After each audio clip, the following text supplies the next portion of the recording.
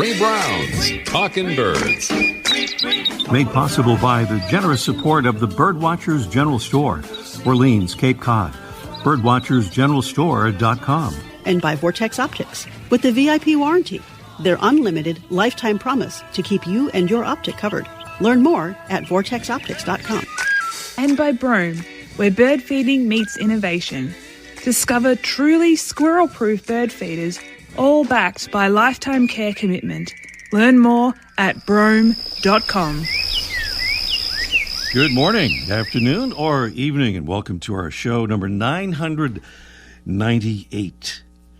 We have American crows and fish crows singing out there on the edge of our parking lot here.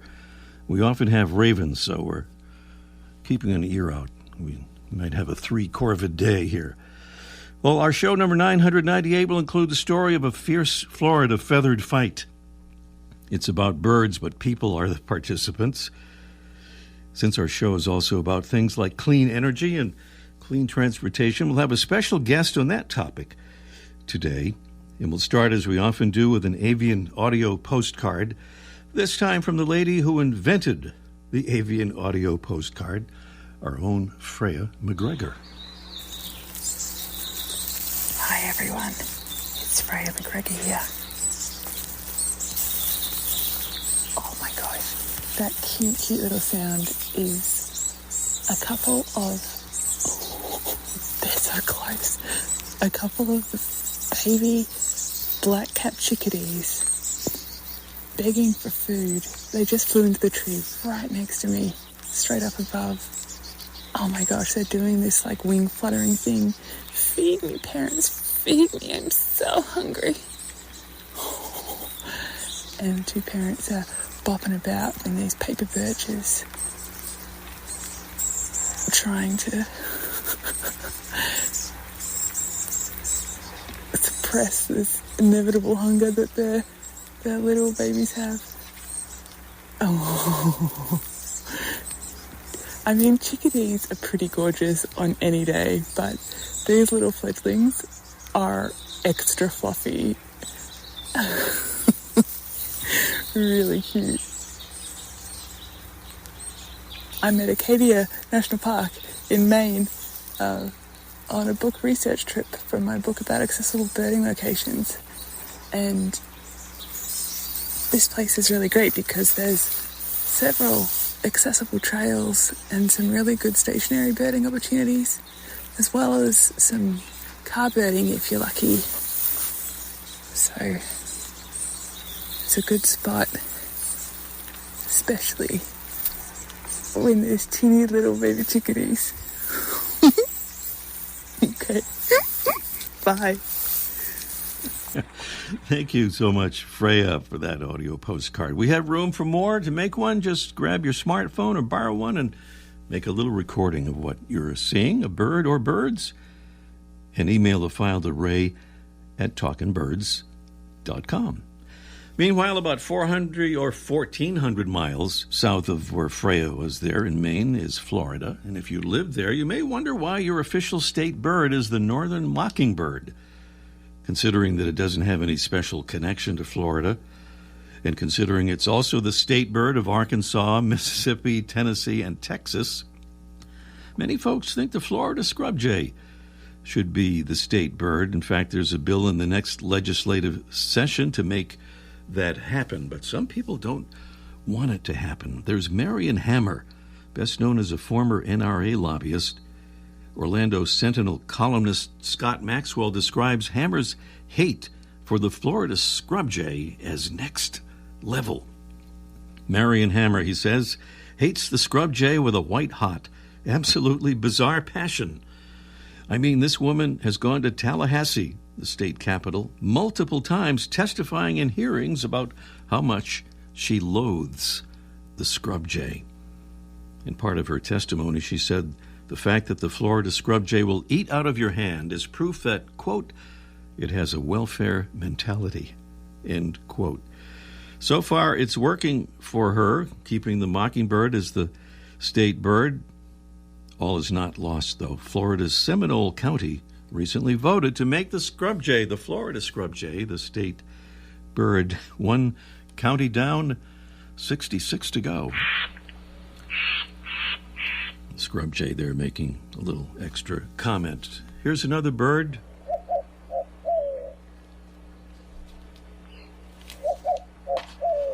I'm not at liberty to disclose the identity of this bird at the moment because it's our mystery bird. Preview of our mystery bird contest. The actual thing coming along a little bit later on in this morning's show. Little preview here. Our mystery bird is a member of the Columbidae family of birds with short necks and short, slender bills. Our bird has a small head, a grayish-brown body, wings with a large white patch that appears as a white line when the bird is perched, and a short brown tail with white tips on the outer feathers that are seen clearly in flight. Our bird is found mostly in the southwest, but it's expanding its range, and individuals have been seen from Alaska to Ontario, as well as Maine, Newfoundland, and most places in between, foraging in flocks and looking for seeds and fruit. Here's a little musical clue. Beautiful prizes on our contest this morning. And don't forget, too, because our big 1,000th show is coming along in a couple of weeks. If you win our Mystery Bird contest today, either with the right answer or by drawing, you'll be eligible for some pretty spiffy prizes that we'll be giving away on our August 25th show. Prizes today include the Brome Squirrel Solution 150 feeder, genuinely squirrel-proof and chew-proof. In our newest Mystery Bird contest prize, a one-year subscription to BWD magazine, founded in 1978 as Birdwatcher's Digest, and now back and better than ever. Those are prizes today, and the winner eligible for a big prize on August 25th. So you've heard the clues and the sound of the bird, and we'll do the actual contest just a little bit later on in our show.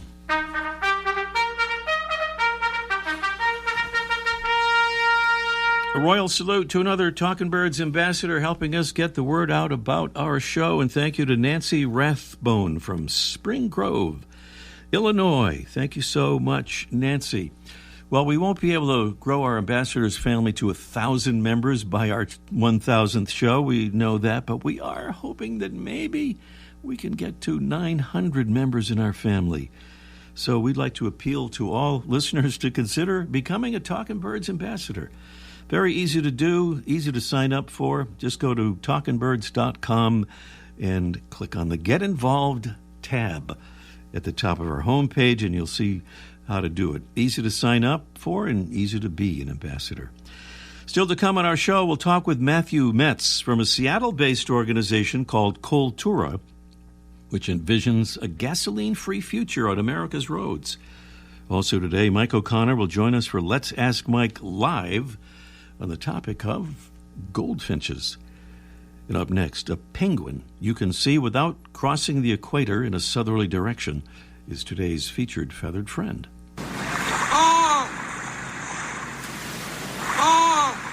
It's pretty well known that penguins are birds of the southern hemisphere. Thanks to convergent evolution, there are similar, though not closely related, species in the northern hemisphere, like murres, guillemots, auklets, puffins, and merlets, but no penguins north of the equator, except for one. The one we just heard, today's featured feathered friend, the Galapagos penguin. This bird is endemic to Ecuador and the Galapagos Islands. These islands lie mostly just south of the equator, but the northern tip of Isabella Island extends just north of the line, and some of the Galapagos penguins are found there. The cold sub-Antarctic water brought by the Humboldt Current allows these penguins to thrive in their tropical latitude. Galapagos penguins are closely related to the burrow-dwelling African, Humboldt, and Magellanic penguins, but since the island's hard surfaces can't be excavated for nesting, Galapagos penguins instead live there in caves and crevices in the coastal lava. Like other penguin species, Galapagos penguins are extremely agile underwater, reaching speeds of more than 20 miles per hour when hunting. Their diet consists primarily of cold water schooling fish like anchovies, sardines, and mullet. Predators of the birds include sharks, fur seals, and sea lions, and they're at risk by being snagged as bycatch in fishing nets and by El Niño events that dramatically influence reproductive rates. Meanwhile, the Galapagos Conservation Trust is working with partners to try to counter another threat to the birds: marine plastic pollution. The Galapagos penguin, Spheniscus mendiculus, today's Talkin' Birds featured feathered friend. Welcome again to our show, number 998. Cultura is a nonprofit whose mission is to improve climate, health, and equity by accelerating the switch from gasoline and diesel to cleaner alternatives, and to change the culture of acceptability of gasoline. The name Cultura is a combination of CO2, carbon dioxide, and culture. Matthew Metz is the founder and co-executive director of Cultura, and he joins us now to explain how electric cars can make sense for rural drivers. Good morning, Matthew. Good morning, Ray. Thanks for having me. Our pleasure indeed. So the clean energy website Clean Technica recently published a piece entitled, "Let's Put an End to the Myth That Electric Cars Are Not Suitable for Rural Drivers." And they point to a report by your company, your organization, nonprofit, for their evidence. If that headline accurately describes your report, Matthew, how has it put an end to that myth? Well, so many rural drivers actually are adopting EVs. For many rural drivers, especially those who drive the most, it's the most economical way that they can get around. Those are some of the two top line findings. So you asked some folks, in fact, who are doing this, driving EVs in rural areas, one couple, I think, in Grass Valley, California, and one in Richmond, Vermont. So what did they have to say about their rural EV experiences? Yeah, well, so both of them are charging primarily at home, which is typical of most EV drivers. But even then, they're able, with interstate charging, to get around to do what they need to do. So they can basically have the same life that they did when they had a gas car, except save a lot of money and avoid the time at a gas station.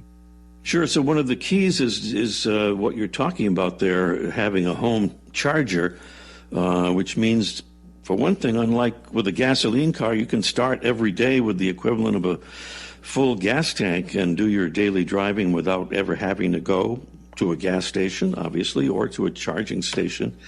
And maybe another myth that a home charger is a huge expense, not necessarily really the case, right? Yeah, so basically, the actually charging unit itself costs about $500, and then that typically would be plugged into a dryer outlet, what looks like a dryer outlet. So that dryer outlet, just depending on where you are, can cost anywhere from like $0 to $1,000 to install in most houses. And, many rural people are pretty handy as well. And so a lot of DIY, and so a lot of rural people just install it themselves. The parts for that maybe cost, $100. Well, Matthew, your report points out that drivers in those rural areas, because of the great distances involved, drive a lot. And I think you used the term super users. Maybe talk a bit about how that makes the idea of electric vehicles even more compelling in a rural setting. Yeah, rural drivers in general, they have to drive further to work, to school, to healthcare. Basically, all the activities they do, they have to drive more. And so as a result, they rack up the miles and they rack up the gasoline usage. And so the kind of rule of EVs is that the more you drive, the more you save. And so people that are driving these super users, which we define as the people in the top 10% of gasoline consumption. So the average super user is driving around 30,000 miles a year, and they're using about 1,800 gallons of gasoline a year. So that's a very large expense. And so depends on what part of the country you are in, but in general, it's about a third or less the cost of electricity compared to the cost of gasoline for fueling a vehicle. Pretty dramatic amount there with third less. Well, the first two letters of your organization's name, CO, refers to carbon dioxide. Electric cars, of course, produce zero emissions, but it's often pointed out that the electricity to charge the cars usually comes at least in part from fossil fuel plants. I wonder if you could talk a bit about the fact that even when that is the case, electric cars are so efficient that they still offer a big carbon benefit over gas-powered cars. Yeah, that's right. So an electric car that's being powered exclusively by coal would, from a carbon standpoint, be roughly equivalent to driving a Prius, about 40 miles to the gallon or so. When the power is generated by natural gas or frack gas, it's around 90 to 100 miles a gallon equivalent. So, basically double what a Prius would do. And then in parts of the country where there's a lot of clean power, then it starts to get down to like zero carbon basically for driving. So I'm in Washington State and on 100% clean power, and so really there's no carbon generated at all from my vehicle. Also, beautiful. For rural people, they are often excellent candidates for having solar panels. They don't have, they're not in an apartment, they don't have a lot of buildings around them. Many are fairly unobstructed. So in that case, that a person can generate, all or most of the power just from their own rooftop. That changes. Well, finally, Matthew, let me ask you about the second half of the Cultura name, referring to culture. What can you tell us about that aspect of your efforts?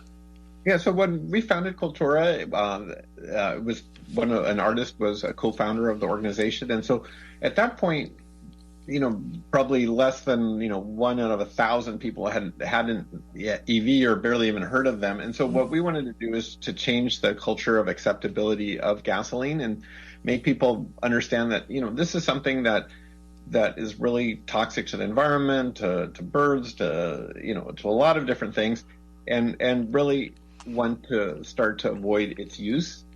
And because before, buying gasoline was just like buying a loaf of bread or anything else. It's completely kind of a generic purchase item. But actually, it's one of the most harmful ways that people affect the environment. And so we wanted to bring that forward and make people really think twice about buying gasoline, think about all the gasoline and all the pollution that their vehicle causes. And so we did different art projects and really tried to raise awareness like that in the media and in the community about those issues, but do it visually and do it in more fun ways. And you mentioned birds there. We know the harm to birds, obviously, from fossil fuels and noise pollution as well, which can really cause problems for birds. And electric cars are pretty quiet. Yeah, exactly. So that's one of the biggest sources. But another place that I think birds and gasoline cars really interact is that gasoline cars drip an enormous amount of oil into the waterways. And I think in Washington there was a study is roughly a super tanker's worth of oil just drops from cars that are driving around into the waterways. And then so that's a big issue. And then of course air pollution, which is also a big problem. Cars and trucks that are fossil fuel powered cause a lot of that. So electric vehicles help on all of those fronts. Matthew Metz is the founder and co-executive director of Cultura, whose mission is to improve climate, health, and equity by accelerating the switch from gasoline and diesel to cleaner alternatives. And their website has tons of great information. It's Cultura.org. That's COLTURA.org. Cultura.org. Matthew, thank you for your great work and your myth busting. Thanks a lot, Ren. Matthew Metz here on Talkin' Birds. And up next, it's our Mystery Bird contest in just 1 minute. The flutter of a tail feather, the flash of a wing bar in mid-flight. You don't always have a lot of time to identify a bird in nature, let alone to appreciate its beauty. But with Vortex Optics, you'll have the power to bring every wild moment closer. When you choose Vortex, you're choosing to have a partner in the field as passionate about nature as you are. Whether you're spotting old friends on the backyard feeder or packing for a once-in-a-lifetime trip to add a few species to your life list, Vortex offers a full range of optics and optics accessories for every birder and every budget. And whether the birds are taking you to another state or another country, you're always covered by the Vortex VIP warranty, an unlimited lifetime promise to keep you and your optic covered. If you'd like to learn more, or if you need help choosing your next optic, give Vortex a call at 1-800-4VORTEX or visit vortexoptics.com. That was our little bonus clue for our mystery bird contest. Here's the actual bird.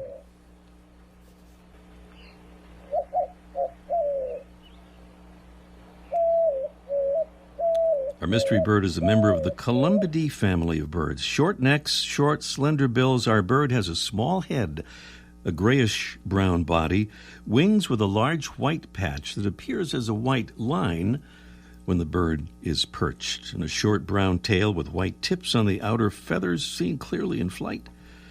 Our bird is found mostly in the southwest, but it's expanding its range, and individuals have been seen from Alaska to Ontario and Maine and Newfoundland, many places in between. It's our mystery bird. We have beautiful prizes, and the winner of our contest today will be eligible for something very special, too, on our August 25th, 1000th show. Prizes today, the beautiful Brome Squirrel Solution 150 feeder with all those great attributes, including a vented seed tray to keep the seed fresh and dry.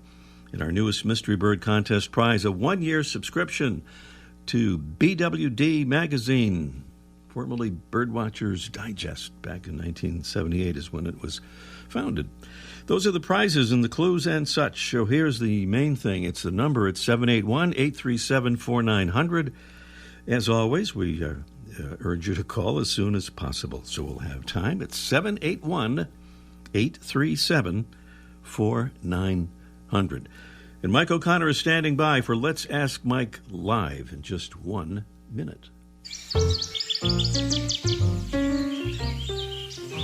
Welcome to a world where bird feeding is enjoyable for both you and your feathered friends.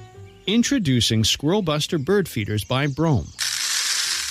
Our innovative feeders are designed to keep squirrels at bay, ensuring that your garden birds get their fair share. And the best part? We offer lifetime care for every feeder, making your purchase worry-free. Transform your garden into a bird paradise and keep it that way forever. Sorry, squirrels, it's just for the birds this time. Visit Brome.com, BROME.com, to discover our full range of Squirrel Buster feeders and join the Brome family today. Brome, where birds come first, and our commitment to you lasts a lifetime.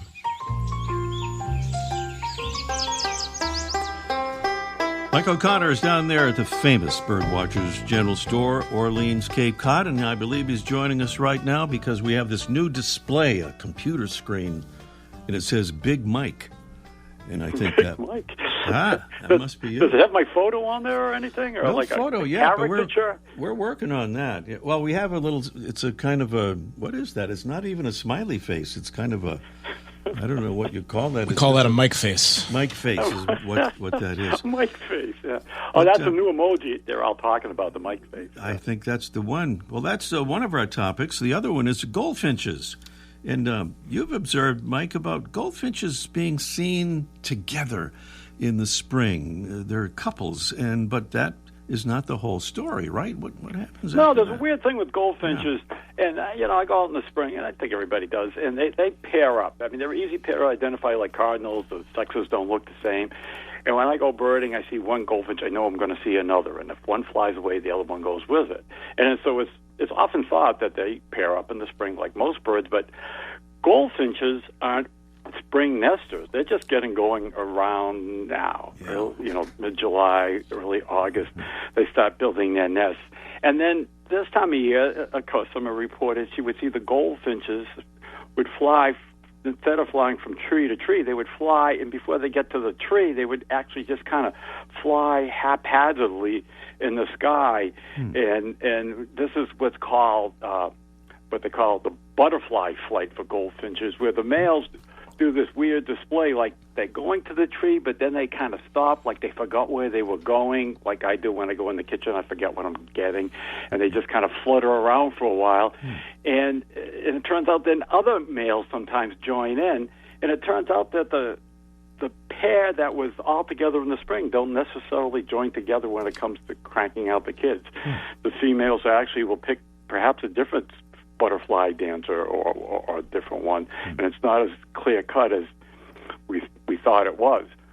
But goldfinch is now busy because this is their nesting season. They seem to wait before for weed seeds to open up and flowers to open up with their seeds. So because they're strict vegetarians, so they have to wait for the seeds to become available before they can raise the family. And a lot of people, we sell bird feeders, and they have these beautiful pictures we'll call it a goldfinch feeder, which is Niger or thistle feeder, and it's like maybe a dozen males, and most customers think, well, that's Photoshop because they come in pairs.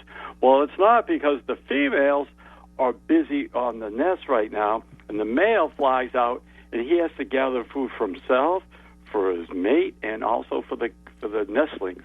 So the males are all busy on feeders right now, getting food for the kids. They're feeding for they're eating for six, so to speak. And so that's what you got going on. It's, don't give up on the goldfinches because they're busy right now. Get your feeders out there, and Niger seed, thistle seed, and sunflower hearts without the shells. That's actually their real favorite. So work on that, and work on that emoji. I want a better picture. Better emoji. All right.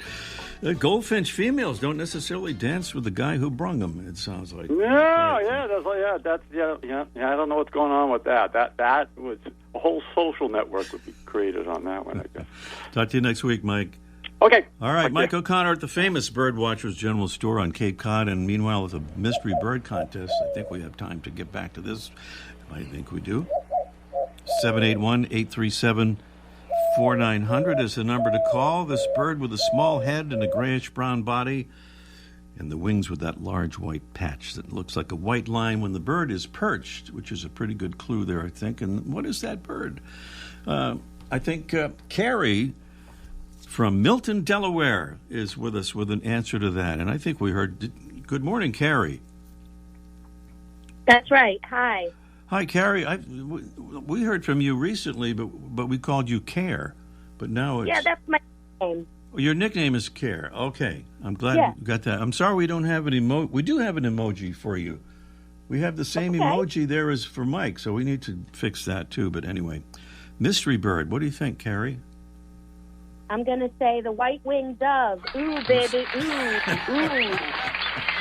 Nice. The right answer and a little music as well.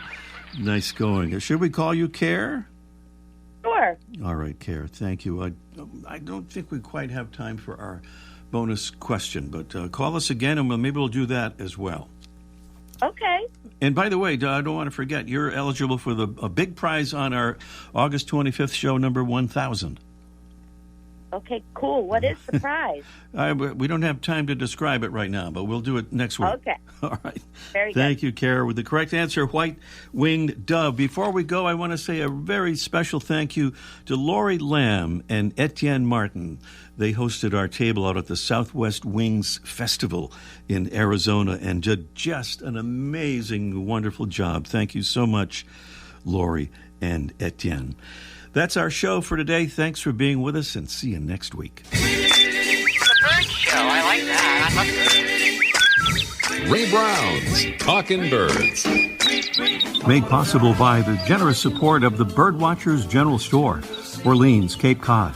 Birdwatchersgeneralstore.com. And by Vortex Optics with the VIP warranty, their unlimited lifetime promise to keep you and your optic covered. Learn more at vortexoptics.com. And by Brome, where bird feeding meets innovation. Discover truly squirrel-proof bird feeders, all backed by lifetime care commitment. Learn more at brome.com.